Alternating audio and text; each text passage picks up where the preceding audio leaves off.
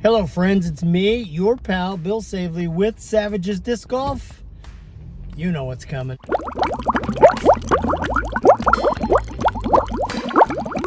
I played the baskets in the Blossoms tournament yesterday, Sunday, the 19th.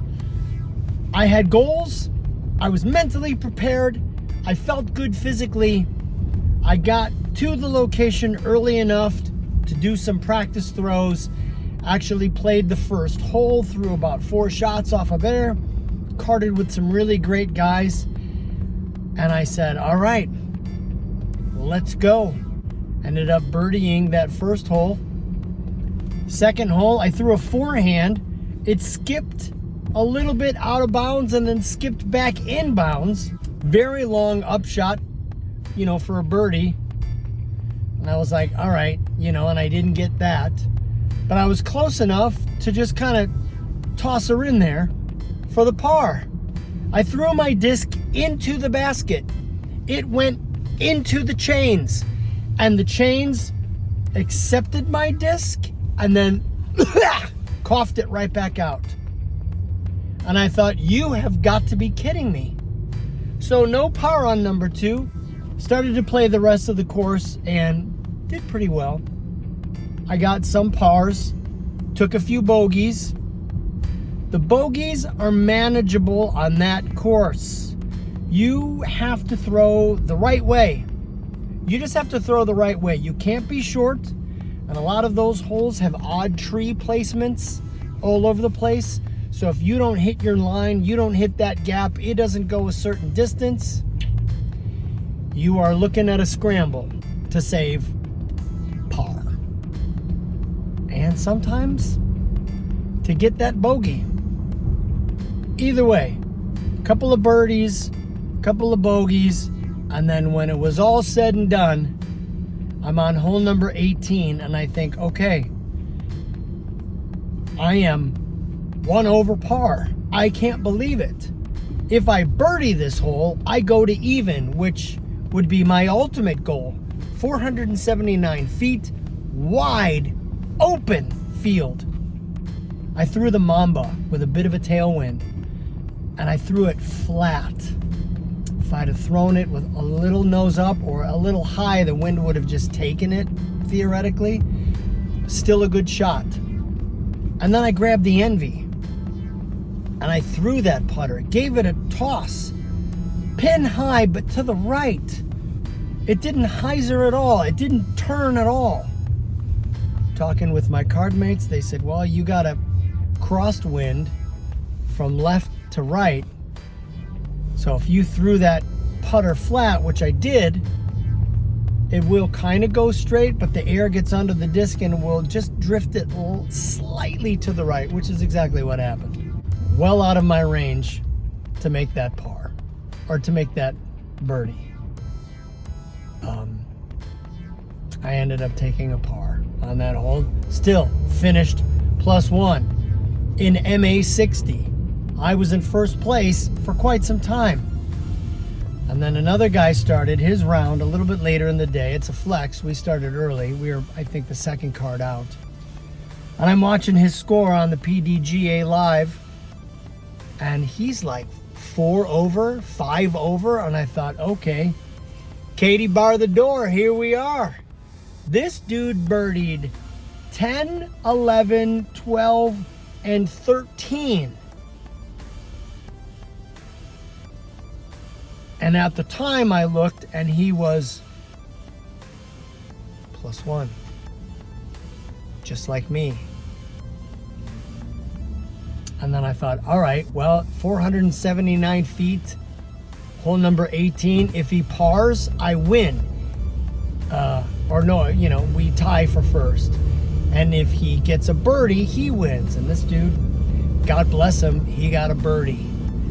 Looking up his rating, his overall rating is 873. Well, my overall rating is 821. So statistically speaking, he should have beaten me. And he did. Not gonna complain. I felt great. I was throwing the disc great. I only had one tee shot that I did not get a hold of in terms of flight and distance. I threw it a little too nose down. And then, you know, you've got all that distance to make up. I threw a forehand, which has me lying 2. I got a long putt to save par, and I'm out of the range. I don't get it, so I got a bogey. That's how all of my bogeys happened in that round. I was just too far out of range because my second shot didn't get me close enough to the basket, which I will work on. Positives, I threw the disc really well off of the tee. My putting was really good. I missed 3 putts. One of them, like I say, completely inexplicably, that basket just coughed it right out. Had it and coughed it out. It was the weirdest thing in the world. Missed 2 other putts, but I made 2 pretty long putts to save either par, and then one of them I know specifically was for a birdie, which helped. I know where my game needs to improve. I consciously threw forehands at least 3, maybe 4 times yesterday, and they all worked. 3 of them worked really well. One of them I was like, okay, I'll take it. 3 out of 4 ain't bad on a forehand that I'm still developing. So the actual round rating that I got for yesterday's round, 885. 885, are you kidding me? 821 currently rated. I turn in an 885 rated round. And I'm thinking, where is that going to put me with my overall average? How does that even work? Well, there's an extension on, I think, Chrome, the browser Chrome, that you can utilize, that when you're on the Professional Disc Golfers Association website and you go into ratings detail, it will allow you to add, this add-on will allow you to add on this that round. So I plugged that round in to see where I'm at, and I think my overall rating jumps from 821 to 823. I don't know how realistic that is. I've got to wait pretty much an entire month for my rating to go up. But remember, my overall goal is to hit 850 rated on the Professional Disc Golfers Association website by July's rating. So when July's rating comes out, that's all of the rounds in June, my goal is to be 850 rated, and I think I'm on my way. What an amazing day. Amazing card mates, Chris, Sean McKenna, Bry Guy, just fantastic guys. I couldn't have asked for a better round. Would it have been nice to maybe shoot 1 under par? Yes. Would that have been like completely inexplicable for me in terms of like actual statistics? Yes. Can I shoot that well? You bet your sweet ass I can. And now I just have to think, I can do this. I can shoot this well. I will make that putt. I will be able to rely on my forehand. It's coming around, and it's coming around at the perfect time because it's April, mid-April, waning into the late portion of April. The temperatures are going to start getting warmer. I've got more experience under my belt. I'm playing better. I'm playing better more consistently. So it's just a matter of time. I just have to get more rounds in, more higher rated rounds. And I've been looking. A lot of these tournaments are two 18-hole rounds a day. I'm 60. I don't think I've got the energy to play 2 complete full rounds in one day. Plus, that's a big time commitment. Like if I was younger and single, yeah, I'd play 2 rounds in a day. But it's not really feasible for me at this particular junction. Juncture? Junction. Juncture?